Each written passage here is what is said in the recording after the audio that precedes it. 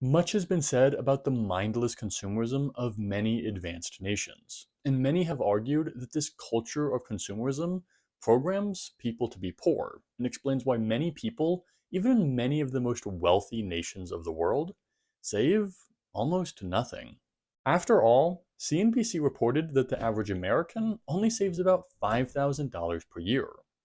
Even if you earned a 5% investment return on those savings, you'd still have to work 50 years just to have $1 million. I'm the fireman, and I'm on a journey to reach financial freedom within just 8 years of starting my career, and it's already been 1 year.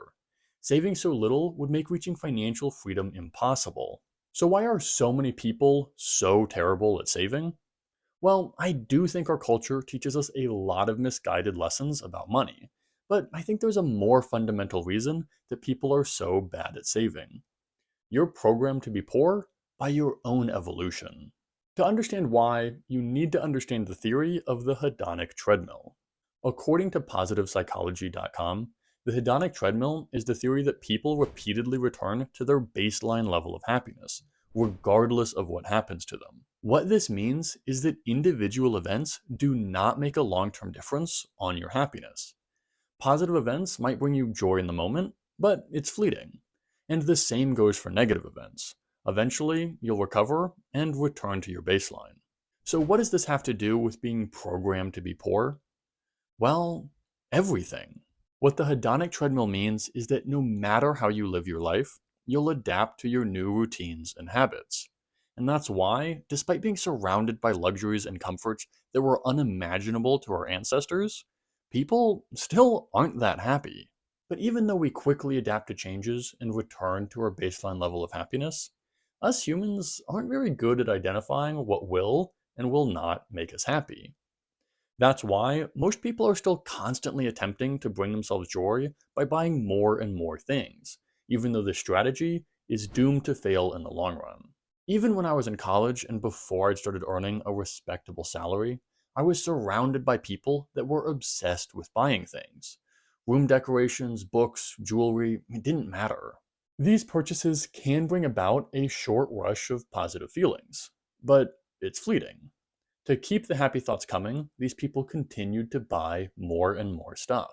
And now that these same people have begun their careers, my Instagram feed is filled with people going on $50 brunches, going out to clubs every weekend, and traveling constantly. They might have great jobs, but I know they're saving next to nothing. They're programmed to be poor, and right now, they're trapped on the hedonic treadmill. And it's not just that the hedonic treadmill programs you to keep buying more and more things that only bring you fleeting pleasure. Over time, even that pleasure will be harder to find as your expectations increase over time. You've almost certainly experienced this in your own life. Something that used to be so important just becomes routine. To get the same thrill as before, you need an even bigger experience.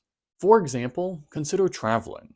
Maybe a simple road trip used to be exciting, but as you become accustomed to this, maybe you eventually need to travel internationally and stay in luxury hotels to get the same joy. This could do immense damage to your financial health. But even worse, the hedonic treadmill isn't just about the lifestyle that you choose to live.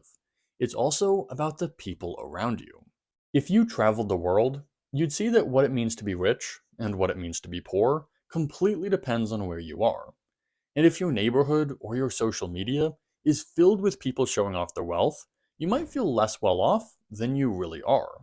I actually noticed this when I graduated college.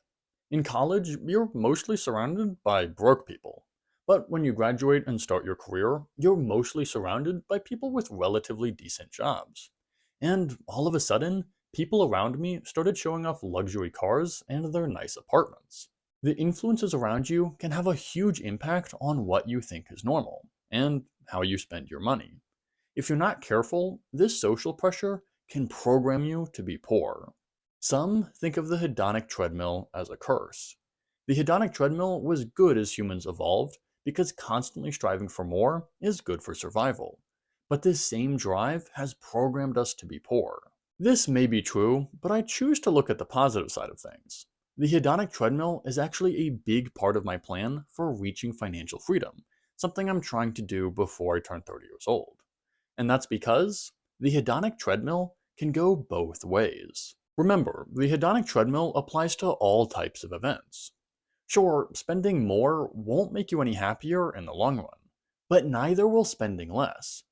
That means you can put the hedonic treadmill in reverse and walk backwards. So, despite living in an area that is twice as expensive as the national average, I spend about a third as much as the average American household. And I'm not any less happy for it. Instead of trying to find joy in purchases, I find joy in knowing that I'll reach financial freedom. And once I do, I can live my dream life. The hedonic treadmill may program most people to be poor, but it also means that you don't need money to be happy. The sooner that you recognize that wealth and happiness are separate things, the better your life will be. Learning about the hedonic treadmill was one of the most important lessons I ever learned, but I didn't learn about it in school. I recently made a video where I talked about the most important lessons that I've learned about money outside of the classroom, which I'll link right here. I think you'll really like it, so check it out next, and I'll see you next time.